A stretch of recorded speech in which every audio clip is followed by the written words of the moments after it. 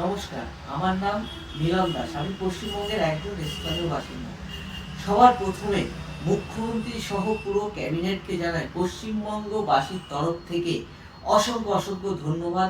এরকম একটা সুন্দর ৮ মাসের একটা বাজেট পেশ করার জন্য, যেমন সরকারি কর্মচারী সহ পশ্চিমবঙ্গের সকল বর্গের দিকে আপনারা যেভাবে খেয়াল রেখেছেন, তার জন্য আরও একবার আপনাদের পশ্চিমবঙ্গবাসীর তরফ থেকে অনেক অনেক ধন্যবাদ।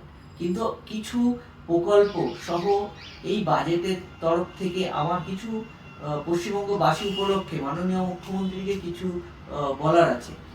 বলার মধ্যে হচ্ছে, আপনারা যেমন 20% ডিএ বাড়িয়ে টোটাল 38% করে যেমন সরকারি কর্মচারীদের একটা বিশাল উপহার দিয়েছেন, তেমন মহিলাদের জন্য 33% যে রিজার্ভেশন রেখেছেন, সেটাতেও মানে অভাবনীয় একটা প্রকল্প আপনারা শুরু করেছেন। এর জন্য আবারও আপনাদের অসংখ্য ধন্যবাদ।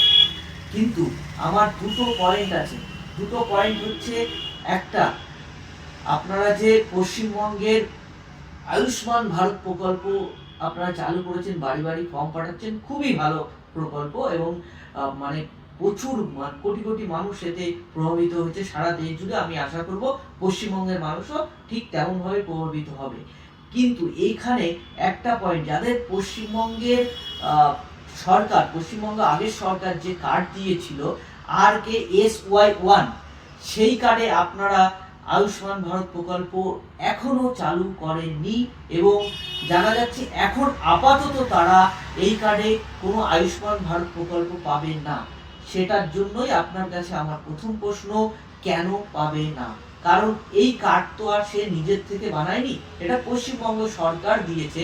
কেন্দ্র সরকারের কার্ড না যাদের হয়নি, তাদেরকে এই কার্ড দিয়ে সেই সময় আপাতত সাহায্য করেছিল। তো আপনারা তাহলে এক কাজ করুন, এই পশ্চিমবঙ্গের যে RKSY1 যে কার্ড আছে, সেটাকে আগে কনভার্ট করুন কেন্দ্র সরকারের যে প্রকল্পে আপনি ওই কার্ডটা বসাতে চান, সেই প্রকল্পে নিয়ে যান। তারপর তাদের এই সুবিধাটা দেওয়ার ইমিডিয়েটলি ব্যবস্থা করুন। কারণ এরকম প্রচুর পশ্চিমবঙ্গে গরিব মধ্যবিত্ত পরিবার আছে, যাদের এই প্রকল্প আয়ুষ্মান ভারত প্রকল্পে তারা প্রচুর উপকৃত হবে এবং তাদের অরিজিনালি দরকার। মাননীয় মুখ্যমন্ত্রীর কাছে আমার অনুরোধ, যদি যে কোনো সোশ্যাল মিডিয়ার মাধ্যমে আপনি যদি এই ভিডিও দেখে থাকেন, বা আপনারা যদি এই ভিডিওটাকে প্রচুর প্রচুর পরিমাণে শেয়ার করেন, যেটা আমাদের ক্যাবিনেটের কোনো মন্ত্রী বা আমাদের মুখ্যমন্ত্রীর কাছে গিয়ে পৌঁছায়, তাহলে আপনার কাছে জোরহাত করে অনুরোধ, এই ব্যাপারটা নিয়ে একটু দেখবেন। দ্বিতীয় পয়েন্ট হচ্ছে, আপনি যেমন সরকারি কর্মচারীদের হেল্প করেছেন, আমরা চাইবো যারা বেসরকারি কর্মচারী আছে, যারা সাধারণত একটু কম ডেজিগনেশনে কাজ করে, যাদের স্যালারি ন্যূনতম, তাদের একটা ফিক্সড স্যালারির ব্যবস্থা করুন, যেটা একটা স্যাটিসফাই স্যালারি হওয়া উচিত আমার বলে মনে হয়। এবং সেই স্যালারিটা চেষ্টা করুন 15,000-এর ওপরে, এবং 15 থেকে 20,000-এর মধ্যে রাখলে খুবই ভালো হয়। কারণ এখন বেসরকারি অনেক কোম্পানি আছে যারা 10,000, 12,000-এ ছেলে মেয়েদের কাজ করাচ্ছে। তো এই ব্যাপারটা যদি আপনারা একটু নজরে আনেন। দ্বিতীয়ত হচ্ছে, এই বেসরকারি কোম্পানির ডিউটি আওয়ার্স নিয়ে আমার কথা হচ্ছে, আমাদের পশ্চিমবঙ্গ সরকার বা ভারতবর্ষের বা পৃথিবী জুড়ে লেবার যে আইন আছে, সেটাতে 8 ঘন্টা ডিউটি আছে।